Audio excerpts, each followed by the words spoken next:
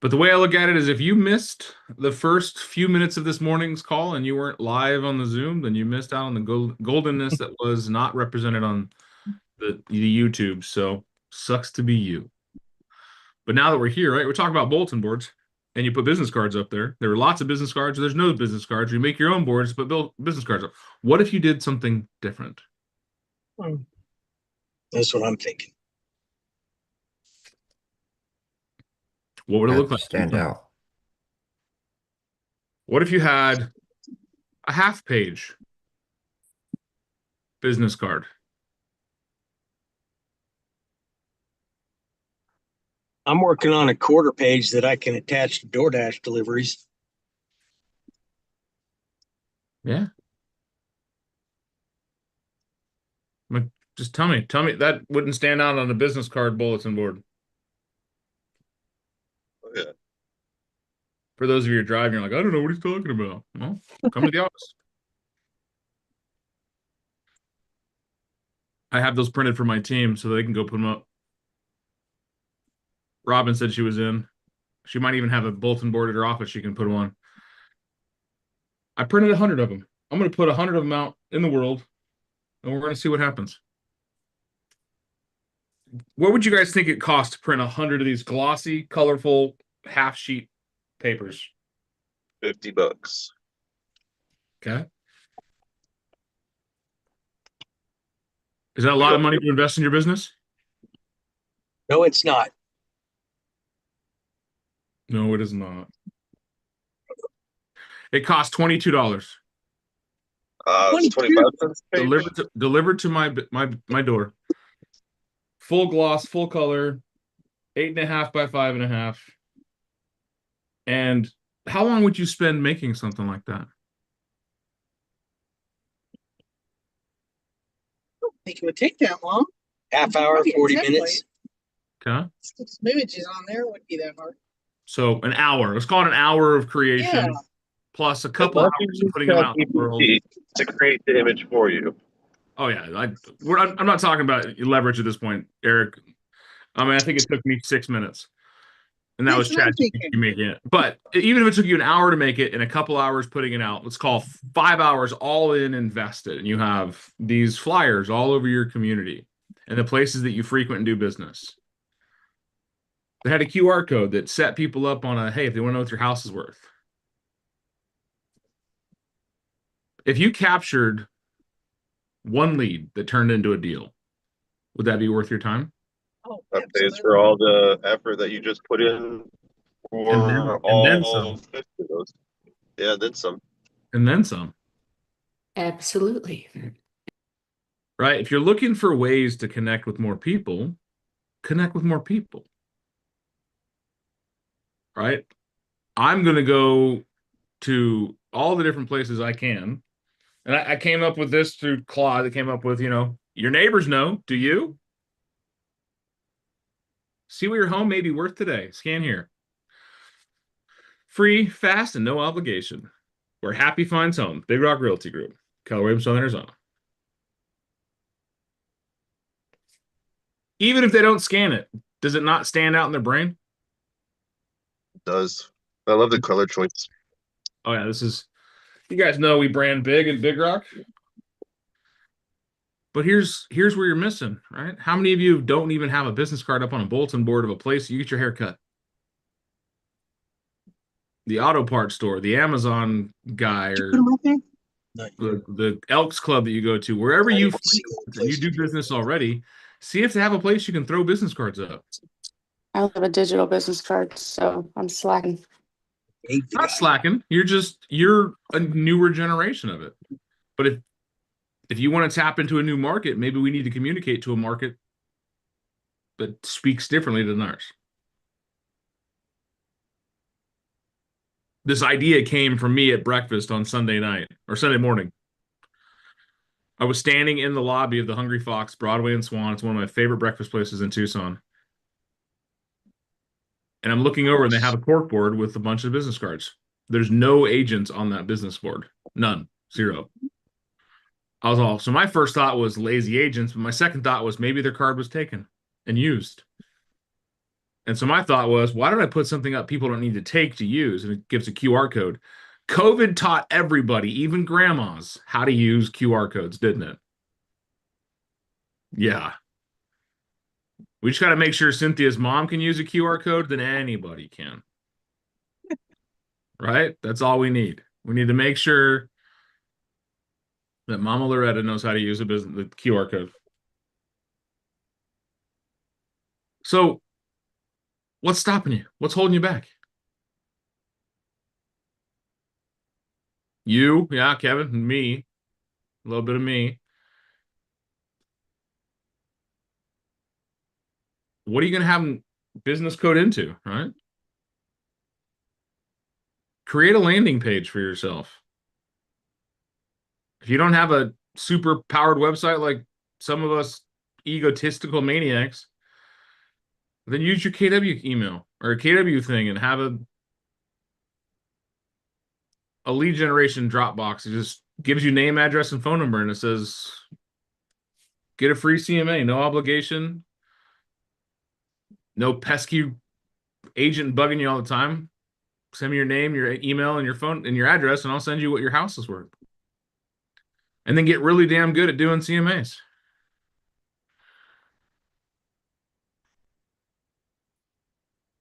Most people rely on what company to know what their house is worth? Uh, Zillow, yeah. Why? because it's out there. because they Easy. advertise. But it's convenient. It's convenient. It's easy. It's a Zestimate. Yeah. The A in Zillow is for accurate. It's an abomination. Clearly, Eric doesn't know how to spell Zillow. There is no A. That was funny, by the way. I laughed hysterically. I was just on mute. See, I told you guys I was funny. Just South of Zilla. 5% funny. So 5%. Don't leave us, Dan. Oh, my tour starts next week, guys. Just going on tour, stand-up comedian. Big Dan ruins the world. So I just wanted to share that these Yeah. morning. Excited. They came in yesterday. They look super awesome. This is from First American Title. So the Ignite RE system we have here in Tucson. I don't know what California, you guys have a title company that you've got a print house. Find a partnership. $22 for 100 of these, and it took me 6 minutes to have the design, maybe an extra 15 minutes in Canva to actually, I wanted to change how the contact card looked at the bottom. And then I put it into the system and printed it. I started this all on Sunday and I got them yesterday. So it shows you how fast you can deploy something when you're like, you know what, I want to try this. What if you printed 50 of them for your closest neighbors? And it's just a half sheet. Maybe it's a quarter sheet, like just blocks, like you're talking about, Dalton. And it's just saying, hey, I'm not just delivering your food, I'm delivering information. Find out what your home is worth today. You can create door hangers. You can create pop buys. You can create trifold pamphlets that you can go hand out to your neighborhood. Would you rather have a listing across town or one next door? Well, for me, everything's next door, Dan. And I tell you that exactly what you've been talking about, I've been thinking about, and I've been noticing, even though I've been injured and dealing with that stuff, I'm out there keeping my ear to the street, and there is a lack of advertising here. There's some agents, but there could be a lot of flooding the market with advertising and being out there because people are looking. I've noticed that uptick in people looking for agents, like I've heard on here, people looking for being unsatisfied, looking for agents to buy and sell. So they're out there. They just don't know how to contact us. Get there. There you go. They don't know how to contact you.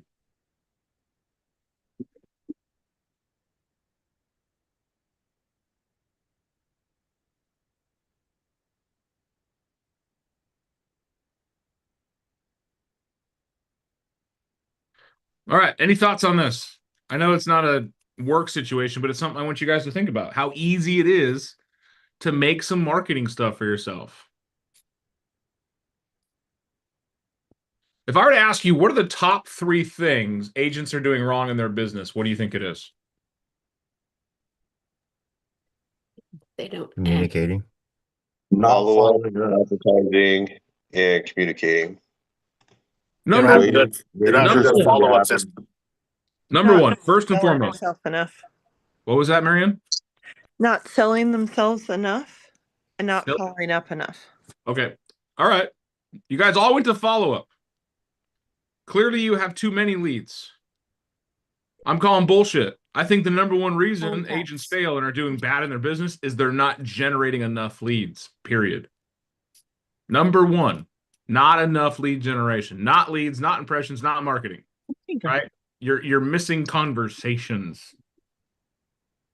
We are in a contact sport. We are in a contact sport, heavy contact, not two-hand touch. This is all about slamming your relationships against their relationships and creating big relationships so that you can have better businesses. Number 2 could be follow-up, right? I think that goes in line with having more conversations. I think it's agents avoid being uncomfortable. I think agents avoid being uncomfortable. Salesy. Avoiding discomfort, right?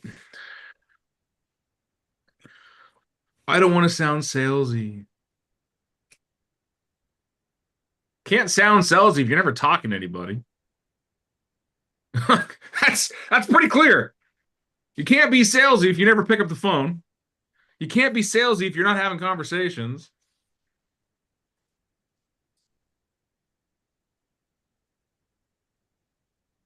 Are you afraid to talk to strangers? Maybe. Are you afraid to talk to your friends? Probably more likely. I feel like a lot of people just avoid rejection. They're afraid that if they get to know, it defines who they are. Well, everyone listen to me clearly. Can you all hear me? Am I not muted, right? No. All right, who cried? Who cried when I said no? A little bit. You guys are all strong. I'm very proud of you. So proud. You took that no like a champ. Right? You see how you had zero effect to that no? That is what we call being thick-skinned. Because there's no tie to the outcome. The no didn't mean anything. Not There's right no now. context around it. But 1 even second if you get a feedback. no in a conversation, you get a no in a question, you get a no in an ask. It's okay. They're not rejecting you as a person. They're just rejecting the idea at this time.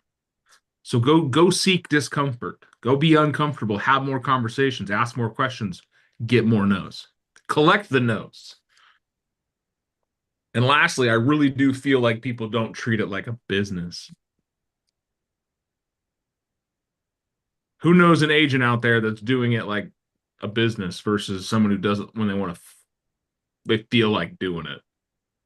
Have you guys met Trey? Oh, Yeah. Trey, who has like 20 under contracts right now? Trey? I think between Trey and Eric, they have 22 closings this year already. 20 contracts and like how many kids? Like 7? Trey doesn't do anything half-assed. He whole-ass everything. Yeah. Like, Whole ass, Dad. Whole-ass. But that's the thing, is right? Are you treating it like a business or are you treating it like a hobby? Are you treating it like a hobby or are you treating it like something you do in your pastime? Are you treating it like something you do in your pastime or are you treating it like something you do when your great aunt Nancy says, hey, I'm thinking about buying a house, and that's the one deal you'll ever do in your fucking career? we You're had a not conversation competing about with that. We are not competing with big teams. We're not competing with these Goliaths in the business. You're competing with the people who sold a house to Aunt Nancy and never sold another house again.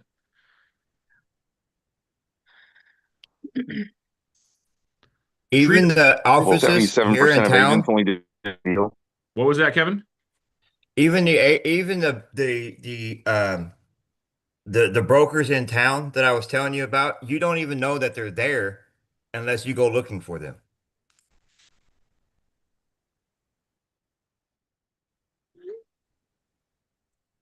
They don't have marketing. No, because I've sat here and thought about the same thing. I'm like, what is the difference between me and them? And how could I stand out? Simple. Put marketing out there. And Where do you live? invite them to breakfast and ask that question. Where do you live, Kevin? Casa Grande. Okay. Is that Arizona? Yeah. Yeah, Arizona. Okay, so let's go back to the conversation we started today at. What is that about? Marketing. Do hobbyists market? No. No. Probably because they're not afraid of not doing business. I think people don't market because they're afraid of doing business.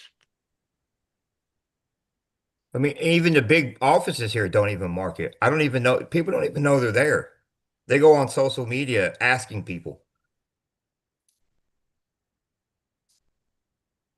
Jim, you had something to say before Kevin said 17 times? I don't remember. It's okay. It'll come back to you. It was genius in the moment. So if you don't treat it like a business, you're probably not going to market. You're probably not going to prospect. You're probably not going to go out of your way to talk to people, to have more real estate conversations, to get uncomfortable, to have more business. Man, I do one thing every day that scares me. I follow up with somebody. I ask a question of somebody. I do something that I am not certain I'm going to win at.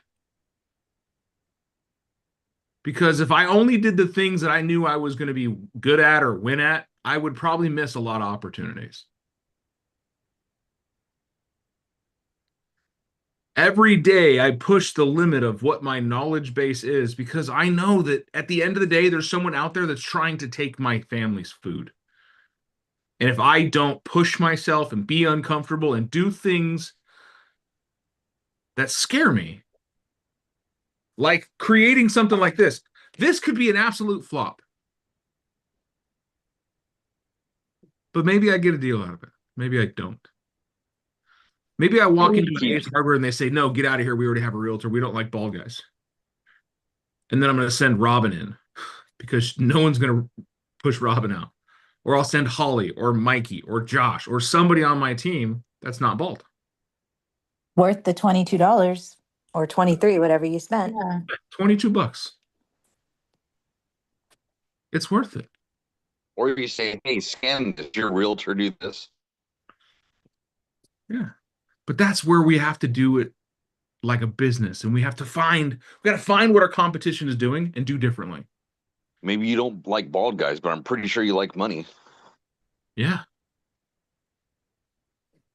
You know, the good thing is I'm not bald. I just shaved my head. Nobody caught that but Jim. Thank you. Look. Add that to your list of bad jokes. You know what? You know why dad jokes work? Otherwise, they'd just be boyfriend jokes.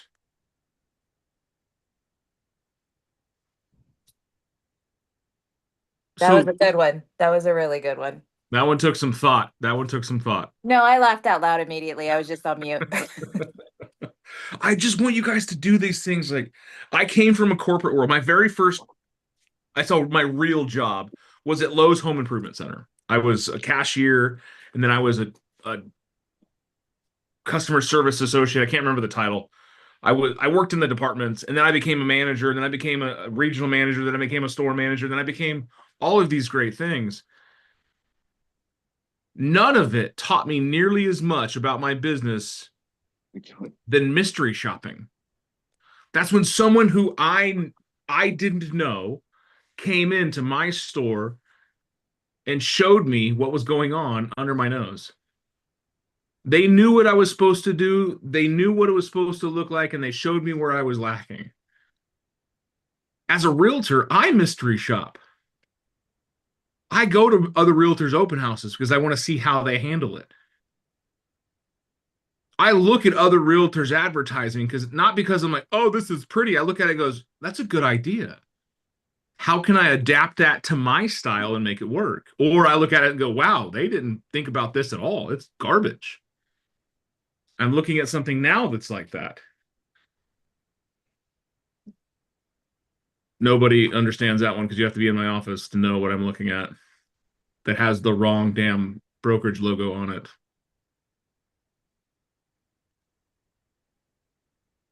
There is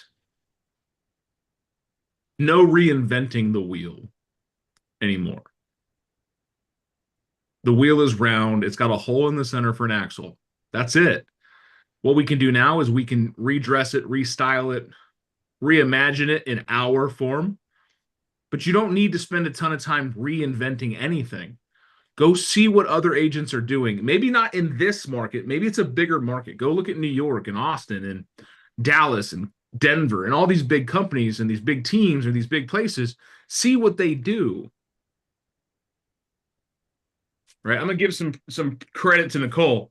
Like my buyer guide here, my buyer guide, my seller guide are 100% influenced by Nicole's team because they had a beautiful buyer's guide that was pre-printed like this. And I'm like, why didn't I make one of those? So I went and I spent 74 hours. I tracked it all. That's how much time I spent developing my buyer and seller guides. But then you one-upped me. But then I took Nicole's and I was like, yours is a C- compared to mine now. And she's like, I know, I'm gonna have to beat you. And I gave her one of mine and said, here, take mine and redo yours if you want to. Team Integrity took one of my buyer and seller guides and redid theirs. It has nothing to do with I invented the buyer guide. No, I just took something that I knew was working. And Nicole has a beautiful luxury brand. It was perfect. It looked beautiful. I'm like, I would have never thought of that. And then I saw it. And I'm like, you know what? I think I can make this, but in my style.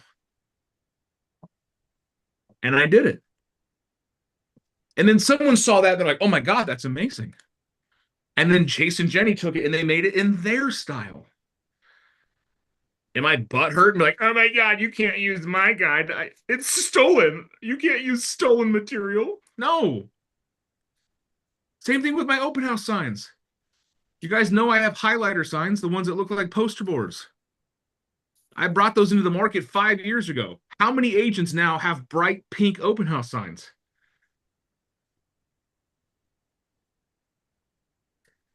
The wheel is created. Find out what was working or what stands out to you and duplicate it. We call this the ROAD method. ROAD. Anyone understand what that means? Take a guess. Repeat and duplicate. You say R&D? Rip off ROAD. and duplicate? Rip off Rip and off. duplicate. Yeah.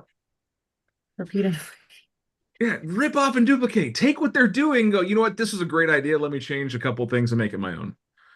Or maybe it sparks something in your mind. You're like, you know what? That's a great idea. I think it could be better if you do X, Y, and Z. 80% of it's already done. So here's an 80% for you. I just want to give you guys something you could take, rip off, and duplicate. There are 9,000 AI generators out there in the world. Tell it what you want. Give it some information. Give it some ideas. Go put them into action. Does it need to be perfect? No. Look at Moose's face. What's wrong with it? All moose. To the sign. Yeah, it blurs into the sign a little bit. You want to know something? I didn't catch that until it was printed. You know what that tells me? Whoever scans this isn't going to catch it either. I was going to say perception too. Does it have to be perfect? It has to be out there. So Imperfect action is better. say it There's again. no Say the whole typos. thing, Ryan. Imperfect action is always better. Imperfect action is better than perfect planning. Imperfect action is better than perfect planning. So many ideas lay at the bottom of a graveyard. So many $1 million, $1 billion ideas lay at the bottom of a graveyard. More is lost to indecision than to bad decisions. So please hear my cry when I say, go do something. Create reasons for people to have conversations with you. And then be so bold as to scare yourself into having those conversations. And if you'd like to come look at one of these in person, come stop by the office. You can look at one. But if you hold it for longer than 3 minutes, you have to go find a bulletin board to put it up in. Sound good? Was today worth your time? Really. Yes. All right. I'll see you guys in the morning for Finance Friday. Until then, big high five. Hey, also in the group chat, share your thoughts and ideas. If you guys have other stuff, throw it in the group chat. Let others